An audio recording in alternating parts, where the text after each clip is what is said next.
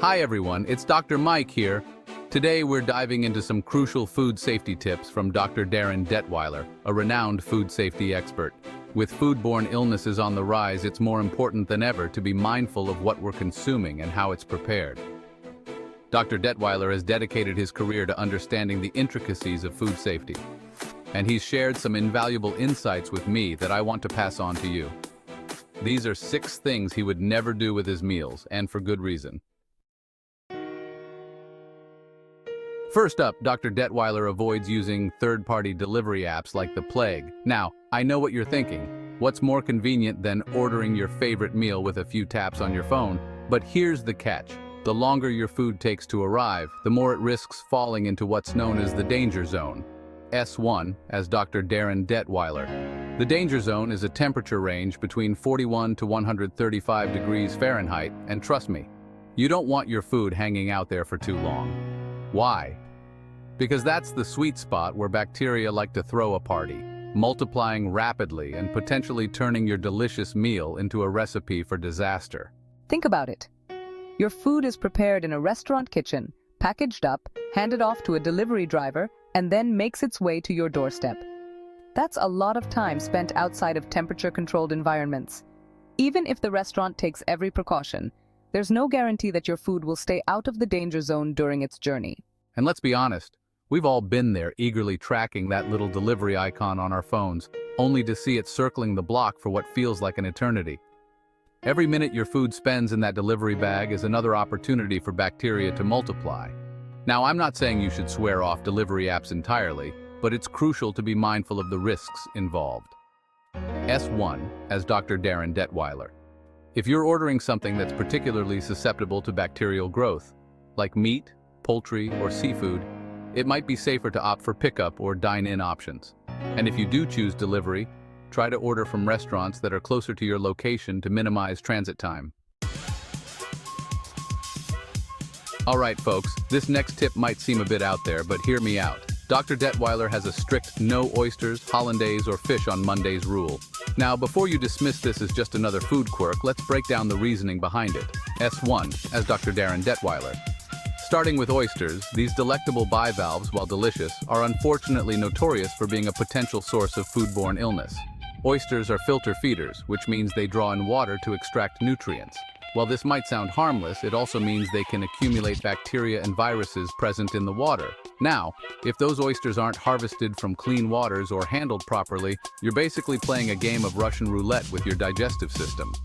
And when it comes to your health, I always say it's better to be safe than sorry.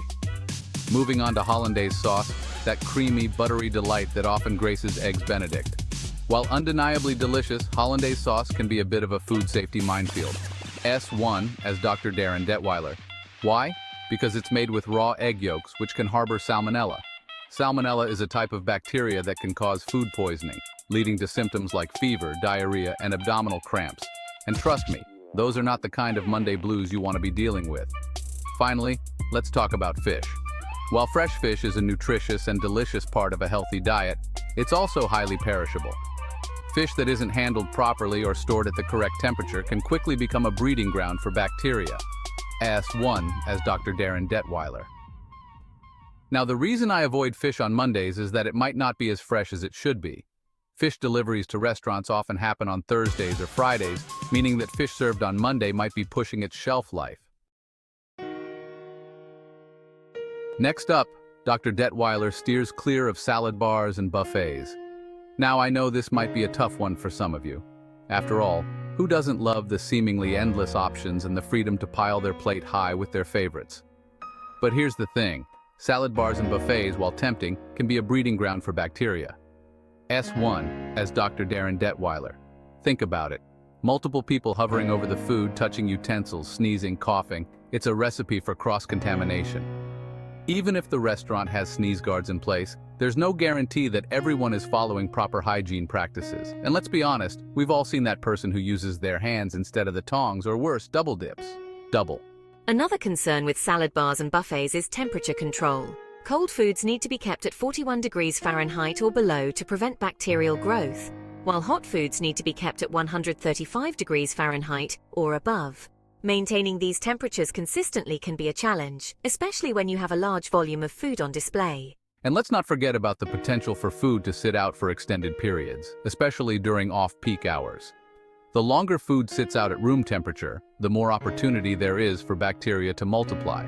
So, while salad bars and buffets might seem like a good deal, they can come with hidden risks. S1, as Dr. Darren Detweiler. If you're looking for a safer option, choose restaurants that offer made-to-order salads or dishes. This next tip might seem a bit unconventional, but Dr. Detweiler swears by it. Always check the restroom when you enter a restaurant. Now, before you think I've gone off the deep end, let me explain. S1, as Dr. Darren Detweiler. The cleanliness of the restroom can be a good indicator of the overall hygiene practices of an establishment. If the restroom is dirty, smelly, or poorly maintained, it's a red flag that the restaurant might not be prioritizing cleanliness in other areas like the kitchen. Think about it. If the management doesn't care enough to keep the restrooms clean, where customers can see, what are they like behind closed doors in the kitchen where food is being prepared? It's not a foolproof method, but it's a quick and easy way to get a sense of the restaurant's commitment to hygiene. S1, as Dr. Darren Detweiler. A clean restroom, on the other hand, suggests that the restaurant takes pride in its appearance and is more likely to maintain high standards of cleanliness throughout the establishment, including the kitchen.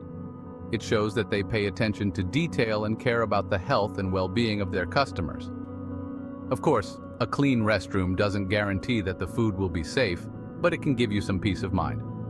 So next time you're trying out a new restaurant, take a quick detour to the restroom before you sit down. Alright, let's move on to another one of Dr. Detweiler's pet peeves, bartenders who handle ice improperly. Now you might be thinking, what's the big deal with ice? But trust me, it's more important than you might think. S1, as Dr. Darren Detweiler. I always pay close attention to how the bartender handles ice. One of my biggest no-nos is using a glass to scoop ice. Why?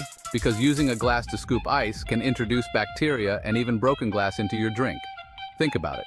That glass has been touched by countless hands, and it's impossible to know how well it's been sanitized. When the glass is dipped into the ice bin, any bacteria or germs on the rim can contaminate the ice, which then ends up in your drink. S1, as Dr. Darren Detweiler. And if that's not bad enough, using a glass to scoop ice can also lead to broken glass ending up in the ice bin. If the glass chips or cracks while scooping ice, those tiny shards of glass can mix with the ice and end up in your drink. Now I know what you're thinking. How likely is it that I'll actually swallow a piece of broken glass? And you're right, it's not very likely. But why take the risk? Even a tiny shard of glass can cause cuts or irritation in your mouth, throat, or digestive tract. S1, as Dr. Darren Detweiler. So, what should you look for instead? A bartender who uses an ice scoop to handle ice. Last but not least, Dr. Detweiler is wary of cantaloupe and other cut fruits, especially those pre-cut or halved. This might seem surprising, but there's a good reason for his caution. S1, as Dr. Darren Detweiler. Cantaloupes, while refreshing and delicious, have a unique surface that makes them particularly susceptible to harboring harmful bacteria. Unlike fruits with smooth skins, like apples or oranges, cantaloupes have a rough, netted rind that provides plenty of nooks and crannies for bacteria to hide. And if the cantaloupe isn't washed properly before cutting, those bacteria can easily transfer to the edible flesh. Now you might be thinking, I always wash my fruits before eating them. And that's great. But even thorough washing might not be enough to remove all the bacteria from a cantaloupe's rind. S1, as Dr. Darren Detweiler. Another concern with pre-cut cantaloupe is that it's been handled more than whole fruit. The more hands that touch your food, the greater the risk of contamination. And if the cantaloupe has been sitting out at room temperature, especially in a grocery store display case, that provides even more opportunity for bacteria to multiply. So, what's the solution? S1, as Dr. Darren Detweiler.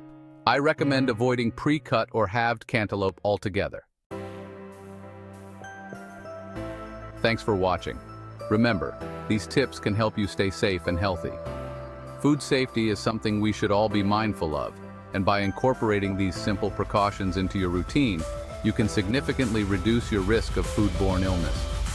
If you found this video helpful, don't forget to like, subscribe, and share it with your friends.